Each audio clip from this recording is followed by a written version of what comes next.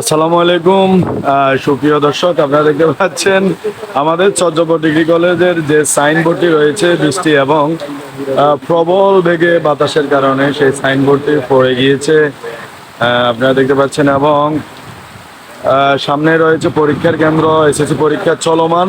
পরীক্ষার্থীরা সুন্দরভাবে পরীক্ষা দিচ্ছে। পরীক্ষার্থীদের জন্য দোয়া করবেন। নোয়াখালীর প্রায় জায়গায় গত 2-3 দিন বৃষ্টি হয়েছিল, তবে আমাদের সুবর্ণচরে এই এরিয়াতে, বিশেষ করে চর্যাপদ ডিগ্রি কলেজ ঝুবলিতে জব্বরে বৃষ্টি হয়নি।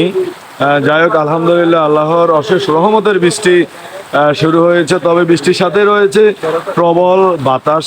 বাতাসের বেগও বেশ প্রচণ্ড রয়েছে এবং এই প্রবল বাতাসের কারণেই চর্যাপদ ডিগ্রি কলেজের এই সাইনবোর্ডটি একটা কোম্পানি গিফট করেছিল। সাইনবোর্ডটি পড়ে গিয়েছে, আপনারা দেখতে পাচ্ছেন। যাই হোক, সব কিছু মিলিয়ে আলহামদুলিল্লাহ জানাই আল্লাহর কাছে অশেষ শুকরিয়া, কারণ বৃষ্টির দরকার ছিল। চতুর্দিকে বৃষ্টির জন্য মানুষ হাহাকার, এবং দেখতে পাচ্ছেন প্রচুর বৃষ্টি, প্রচুর। এই মুহূর্তে অবস্থান করছি চর্যাপদ ডিগ্রি কলেজের সামনেই।